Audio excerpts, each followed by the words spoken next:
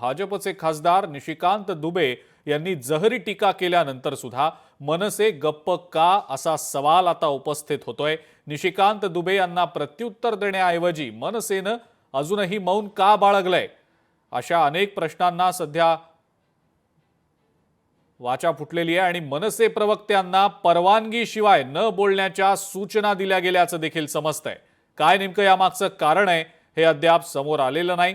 मात्र निशिकांत दुबे यांनी इतकी जहरी टीका केलेली आहे, मराठी भाषिकांच्या विरोधात इतकी गरळ ओकलेली आहे, मात्र तरी सुद्धा महाराष्ट्र नवनिर्माण सेना याविषयी का बोलत नाहीये? मनसेचे प्रवक्ते या संदर्भात कोणतीही प्रतिक्रिया का देत नाहीयेत? याविषयी अनेक तर्कवितर्क सध्या लढवले जात आहेत। मनसेचं मौन अनेक प्रश्न निर्माण करणारा आहे। अधिक माहिती या सगळ्या संदर्भातली आपण जाणून घेणार आहोत। भूषण शिंदे आपला प्रतिनिधी आपल्या सोबत आहे सध्या। भूषण, मनसेचे प्रवक्ते अजूनही या सगळ्या संदर्भात प्रतिक्रिया का देताना दिसत नाहीयेत? काय नेमकं यामागचं कारण आहे?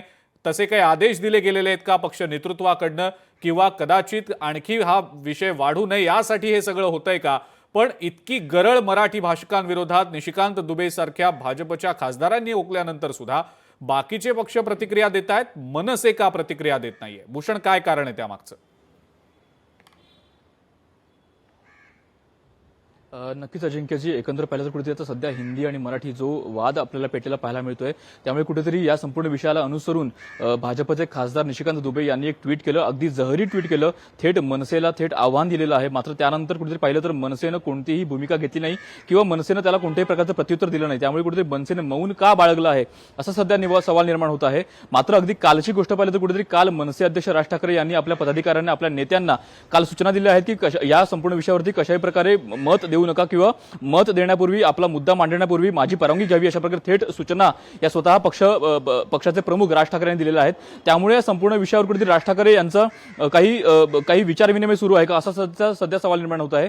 मात्र कुठेतरी एक असाही विषय असू शकतो किंवा मनसेने या संपूर्ण विषयामध्ये अजूनही मुद्दे मांडावे, मनसेने या संपूर्ण विषयावरती विरोधामध्ये काही गोष्टी बोलाव्यात अशी देखील विरोधकांची इच्छा असू शकते, म्हणून मनसेची स्ट्रॅटेजी आहे का असा देखील सवाल निर्माण होत आहे। मात्र या संपूर्ण विषयावर सध्या मनसेनं मौन बाळगलं आहे। साधारण उद्याचा दिवस आपल्याला वाट पाहावी लागेल, एकंदर मनसे अध्यक्ष राज ठाकरे स्वतः उत्तर देतात का किंवा मनसेचे नेते यावर संपूर्ण आपलं भाष्य मांडतात का, हे देखील पाहणं अत्यंत महत्त्वाचं असणार आहे। मात्र सध्या तरी मनसेच्या नेत्यांनी कोणत्याही प्रकारे उत्तर किंवा प्रत्युत्तर दिलेलं नाहीये। सध्या मनसेनं मौन हे बाळगणं सध्या पसंत केलेलं आहे। ठीक आहे अजिंक्यजी। भूषण, धन्यवाद, सविस्तर माहिती दिली त्याबद्दल। या संदर्भातले अपडेट्स आपण सातत्यानं निश्चितपणे जाणून घेऊच या, कारण मनसे प्रवक्ते या संदर्भात प्रतिक्रिया देत नाहीयेत हे खटकताना दिसतंय अनेकांना।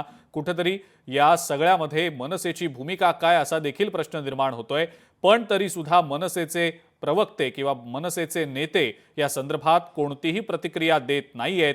परवानगीशिवाय न बोलण्याच्या सूचना त्यांना दिल्या गेल्याचं देखील समजतंय। त्यामुळे आता काय नेमकी मनसेची या सगळ्या संदर्भातली भूमिका आहे हे पाहणं अत्यंत महत्त्वाचं असणार आहे।